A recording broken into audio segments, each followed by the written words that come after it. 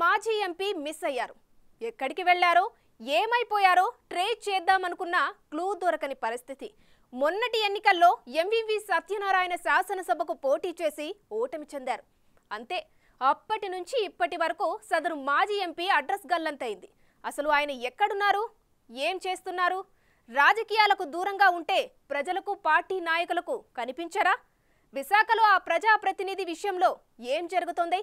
Let's watch this story. అవును, విశాఖ మాజీ MP MVV Satyanarayana కనిపించడం లేదు. అధికారంలో ఉన్న టైంలోనే అరుదుగా కనిపించిన ఆయన ఇప్పుడు మొత్తానికి అడ్రస్ లేకుండా పోయారు. ఓవైపు కేసులు, మరోవైపు పార్టీకి మెల్లమెల్లగా దూరమవుతున్న పరిస్థితి. విశాఖలో బడా వ్యాపారవేత్త, రియల్ ఎస్టేట్ డాన్ ఎవరని అడిగితే టక్కున చెప్పి ఒకే ఒక్క పేరు ఎంవివి సత్యనారాయణ. విశాఖలో కొమ్మాది, మధురవాడ, భీమ్ల నుండి విశాఖ సిటీ, గాజువాక, దువ్వాడ వరకు 40 కిలోమీటర్ల విస్తీర్ణంలో ఎక్కడ చూసినా ఎంవివి పేరుతో భారీ గేటెడ్ కమ్యూనిటీ అపార్ట్మెంట్లు దర్శనమిస్తాయి. 20 ఏళ్ల రియల్ ఎస్టేట్ బిల్డర్ వ్యాపారంలో మకుటం లేని మహారాజుగా ఎదిగిన ఎంవివికి రాజకీయాల్లో చిక్కులు ఎదురయ్యాయి. ఎంత సంపాదించినా అధికారం లేకపోతే రాజకీయ నాయకుల దగ్గర, అధికారుల దగ్గర తల వంచుకొని ఉండాల్సిందే అని అర్థం చేసుకున్నారు. రియల్ ఎస్టేట్ వ్యాపారంలో బిల్డర్గా విశాఖలో అందనంత ఎత్తుకు ఎదిగిపోయిన ఎంవివికి 2014 నుండి 19 మధ్య కాలంలో రాజకీయ నాయకులతో చిక్కులు వచ్చిపడ్డాయి. 2014లో ఏర్పడిన టీడీపీ ప్రభుత్వ హయాంలో అప్పటి మంత్రి కళా వెంకట్రావుకు బిల్డర్ ఎంవివి సత్యనారాయణకు మధ్య వివాదం చెలరేగడంతో ఎంత సంపాదించినా, ఎంత పలుకుబడి ఉన్నా రాజకీయ నాయకుల దగ్గర తలవంచాల్సిందే అని గ్రహించాడు. శపథం చేసి మరీ రాజకీయాల్లోకి ఎంట్రీ ఇచ్చాడు. అదే సమయంలో ఎంవివికి వైసీపీ నుండి ఆఫర్ రావడంతో ఆలోచించకుండా వైసీపీలో జాయిన్ అయ్యాడు. జగన్ వేవ్లో విశాఖ ఎంపీగా 4414 ఓట్లతో గెలిచి గట్టెక్కారు.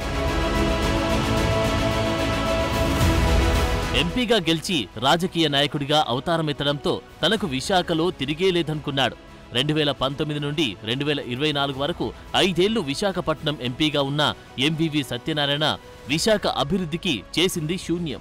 5 ఏళ్ల అధికారంలో ఇది చేశాను అని చెప్పుకోవడానికి ఏమీ లేకుండా పోయింది. కానీ అధికారాన్ని అడ్డుపెట్టుకుని విశాఖ నగరంలో విలువైన భూముల్ని అడ్డగోలుగా లాక్కొని అనేక అపార్ట్మెంట్ల నిర్మాణం చేపట్టేసి అమ్మేసుకుని కోట్లు సంపాదించేశారని ఆరోపణలున్నాయి. ఒక పక్క వ్యాపారం, మరొక పక్క రాజకీయం, 3 పువ్వులు 6 కాయల్లాగా ఎంవివి సత్యనారాయణ జీవితం హ్యాపీగా సాగింది. ఎక్కడా ఎలాంటి ఇబ్బంది లేకుండా సాగిపోతున్న ఎంవివి జీవితంలో ఒక మెరుపలాంటి డ్రామా తెరమీదికి వచ్చింది. అదే ఎంపీ సత్యనారాయణ కుటుంబ సభ్యుల కిడ్నాప్ ఉదంతం. ఎందుకు కిడ్నాప్ చేశారు, ఎవరు కిడ్నాప్ చేశారో ఆ కేసు చిక్కుముడి మాత్రం ఇప్పటికీ వీడలేదు. కొంతమంది వ్యాపార లావాదేవీల కోసమే కిడ్నాప్ జరిగింది అంటే, మరికొందరైతే ఒక ఎంపీ కుటుంబానికి కిడ్నాప్ చేస్తే తెలియకుండా ఉంటుందా, ఇదొక డ్రామా అంటూ కొట్టిపాడేశారు. తర్వాత ఎంపీగా కొనసాగలేను అనుకున్నాడో, ప్రభుత్వం మారుతుందని ముందే భావించాడో తెలియదు కానీ ఏపీలో వ్యాపారం చేయలేను, హైదరాబాద్కు మకాం మార్చేస్తాను, అక్కడే వ్యాపారాలు చేసుకుంటాను అని ఆవేశంగా ప్రకటించేశాడు. ఆ కిడ్నాప్ కేసును తిరగదోడ్దామంటోంది. ఎంవివి ఫ్యామిలీ మెంబర్స్ను విచారణ చేస్తామని స్వయంగా హోంమంత్రి వంగలపూడి అనిత స్టేట్మెంట్ ఇవ్వడంతో ఆయన గుండెల్లో రైళ్లు పరిగెడుతున్నాయంట. 2024 ఎన్నికలకు 6 నెలల ముందు MVV Satyanarayana Visakha east MLA అభ్యర్థిగా జగన్ ప్రకటించారు. మళ్లీ వైసీపీ ప్రభుత్వం వస్తుందేమో, మంత్రి అయిపోవచ్చు అనుకున్నాడేమో తెలియదు కానీ ఎన్నికలకు 6 నెలల ముందు నుండి పూర్తయ్యే వరకు డబ్బులు మంచినీళ్ళలా ఖర్చు పెట్టాడట. అయితే అంతా మనం అనుకున్నట్లే జరిగితే ఇక విధిరాత ఏముంటుంది? ఎంత ఖర్చు పెట్టినా ఎన్నికల కోసం 6 నెలల పాటు నిత్యం ప్రజల్లో తిరిగినా ఓటర్ల చేతిలో ఓటమి చెందాడు. 3 సార్లు ఎమ్మెల్యేగా గెలిచి 4వసారి టీడీపీ నుంచి బరిలో దిగిన వెలగపూడి రామకృష్ణ చేతిలో ఓటమి పాలయ్యాడు. కౌంటింగ్ రోజు ఉదయం 11 గంటలకి రిజల్ట్ తెలిసిపోవడంతో ఆ రోజు నుంచి స్టిల్ ఇప్పటి వరకు ఎంవివి ఎక్కడ ఉన్నాడో ఎవరికి తెలియదు. విశాఖలో ఇప్పుడు ఇదే చర్చ నడుస్తోంది.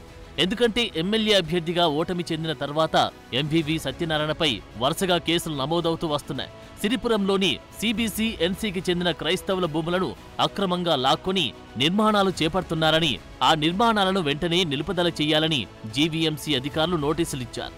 ఒక్కరోజు గడవక ముందే ఎండాడలో ఉన్న హైగ్రీవ భూముల్లో నిర్మాణం చేపడుతున్న నిర్మాణాలపై స్థల యజమాని చిలుకూరి జగదీష్ అరిలోవ పోలీస్ స్టేషన్లో కేసు పెట్టారు. 12.51 ఎకరాలను నకిలీ పత్రాలు సృష్టించి ఎంవివి సత్యనారాయణ బలవంతంగా లాక్కొని నిర్మాణాలు చేపడుతున్నారని ఆరోపించారు. దాంతో ఆ మాజీ ఎంపీపై 10 సెక్షన్లతో నాన్ బెయిలబుల్ కేసు నమోదైంది. ఈ కేసుని స్క్వాష్ చేయాలని ఎంవీవీ హైకోర్టు కూడా వెళ్లారు. అంతేకాదు, అధికారం పోగొట్టుకున్న తర్వాత జగన్మోహన్ రెడ్డి వైపు కూడా మాజీ ఎంపీ ఎంవీవీ సత్యనారాయణ కన్నెత్తి చూడలేదు. ఒక పక్క ఢిల్లీలో ధర్నా చేస్తే విశాఖ నుండి గల్లీ స్థాయి లీడర్లు కూడా హస్తినా వరకు వెళ్లారు. కానీ మాజీ ఎంపీ హోదాలో ఎంవీవీ సత్యనారాయణ అటువైపు కన్నెత్తి చూడలేదు. దాంతో వైసీపీకి ఎంవీవీకి దూరం పెరుగుతుందని ప్రచారం జోరుగా సాగుతోంది. అదే టైంలో ఆయన బీజేపీ వైపు చూస్తున్నారని టాక్ వినిపిస్తోంది. వరుసగా కేసులు నమోదవుతున్న వేళ బీజేపీ అయితే తనను కాపాడుతుందని భావిస్తున్నారట. అయితే ఇప్పటికే ఎంవీవీ సత్యనారాయణ అక్రమ ఆస్తులపై విచారణ చేపడతామని అధికారంలోకి రాకముందే జనసేన అధినేత పవన్ కళ్యాణ్ బహిరంగ ప్రకటన చేశారు. ఇప్పుడు కూటమి ప్రభుత్వమే ఉంది. అలాంటప్పుడు ఎంవీవీ బీజేపీలో చేరకుండా పవన్ అడ్డుకుంటున్నారనే ప్రచారం జిల్లాలో జోరుగా వినిపిస్తోంది. దాంతో అటు వైసీపీలో ఉండలేక ఇటు బీజేపీలో జాయిన్ కాలేక కేసుల నుంచి ఎలా తప్పించుకోవాలో అర్థం కాక తల పట్టుకుంటున్నారట.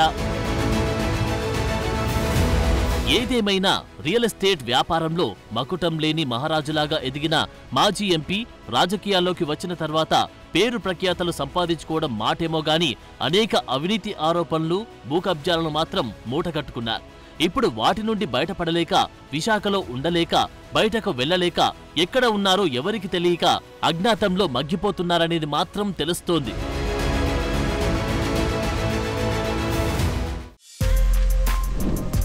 For more videos like this, subscribe Big TV channel.